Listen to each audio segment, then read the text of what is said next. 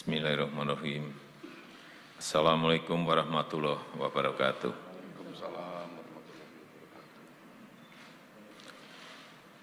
Saudara-saudara sebangsa dan setanah air, dalam menyikapi perkembangan ekonomi dunia yang telah berdampak pada perekonomian banyak negara, termasuk Indonesia, pemerintah bersama-sama dengan otoritas moneter, yaitu Bank Indonesia dan OJK, Otoritas Jasa Keuangan, telah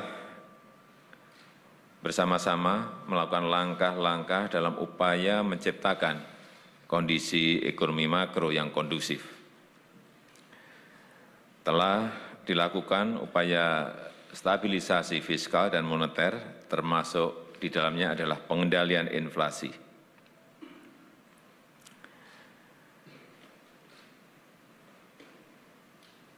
Kita terus menggerakkan mesin pertumbuhan dengan mendorong percepatan belanja pemerintah melalui peningkatan daya serap anggaran dan juga melakukan langkah-langkah penguatan neraca pembayaran. Langkah-langkah konkret yang telah dilakukan pemerintah antaranya adalah pengendalian harga komoditi pokok seperti BBM dan pangan, kemudian pembentukan tim evaluasi dan pengawasan realisasi anggaran, dan yang ketiga pembentukan badan pengelola dana perkebunan kelapa sawit untuk mendorong pemanfaatan biodiesel 15%, sehingga dapat mengurangi impor BBM dan meningkatkan harga ekspor kelapa sawit. Pemerintah juga telah melakukan langkah-langkah untuk melindungi masyarakat dan menggerakkan ekonomi pedesaan dari melemahnya ekonomi nasional. Perlu kami sampaikan bahwa pemberdayaan usaha mikro dan kecil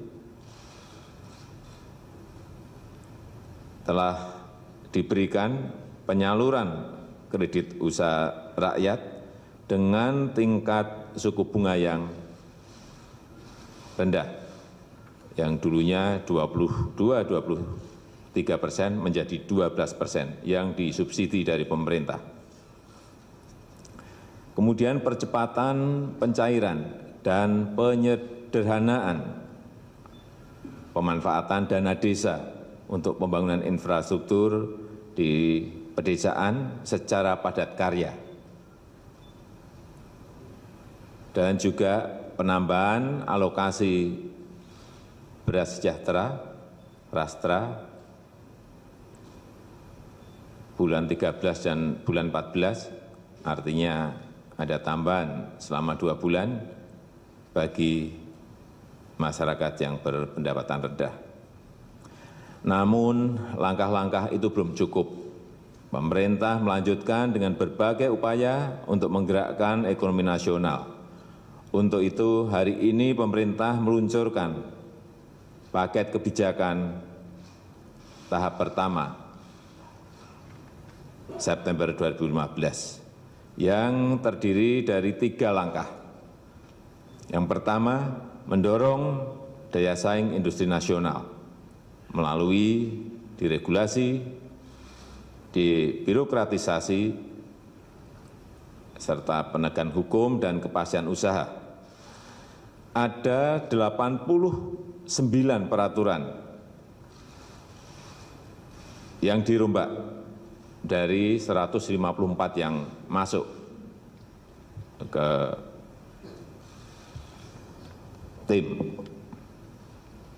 sehingga ini bisa menghilangkan duplikasi, bisa memperkuat koherensi dan konsistensi, serta memangkas peraturan yang tidak relevan atau menghambat daya saing industri nasional.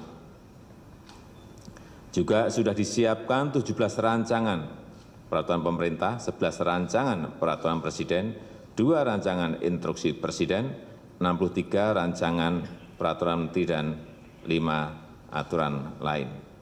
Selain itu, pemerintah juga melakukan langkah penyederhanaan izin, memperbaiki prosedur kerja perizinan, memperkuat sinergi, peningkatan kualitas pelayanan, serta menggunakan pelayanan yang berbasis elektronik. Pemerintah berkomitmen menyelesaikan semua paket diregulasi pada bulan September dan Oktober 2015.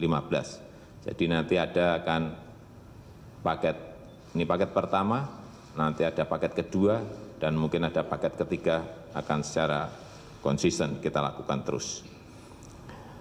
Yang kedua, mempercepat proyek strategis nasional dengan menghilangkan berbagai hambatan, sumbatan dalam pelaksanaan dan penyelesaian proyek strategis nasional, antara lain penyederhanaan izin, penyelesaian tata ruang dan penyediaan lahan, percepatan pengadaan barang dan jasa pemerintah, serta diskresi dalam penyelesaian hambatan dan perlindungan hukum. Pemerintah juga memperkuat peran kepala daerah untuk melakukan dan atau memberikan dukungan percepatan pelaksanaan proyek strategis nasional. Yang ketiga, meningkatkan investasi di sektor properti. Pemerintah mengeluarkan kebijakan untuk mendorong pembangunan perumahan khususnya untuk masyarakat berpenghasilan rendah, serta membuka peluang investasi yang lebih besar di sektor properti.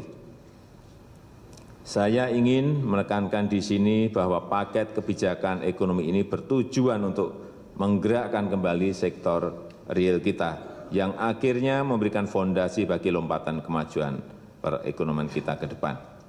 Saya meyakini paket kebijakan ekonomi tahap pertama September 2015 ini akan memperkuat industri nasional, akan mengembangkan usaha mikro, kecil, menengah, dan koperasi, akan memperlancar perdagangan antar daerah, akan membuat pariwisata semakin bergairah, akan menjadikan kesejahteraan nelayan semakin membaik dengan menaikkan produksi ikan tangkap dan penghematan biaya bahan bakar sebesar 70% melalui konversi minyak solar ke LPG. Saudara-saudara sebangsa dan setanah air, pemerintah tidak mungkin bisa bekerja sendirian. Pemerintah membutuhkan kerjasama, membutuhkan kebersamaan, membutuhkan dukungan. Mari bersatu, bergotong royong, bersama-sama menghadapi tantangan melemahnya perekonomian global.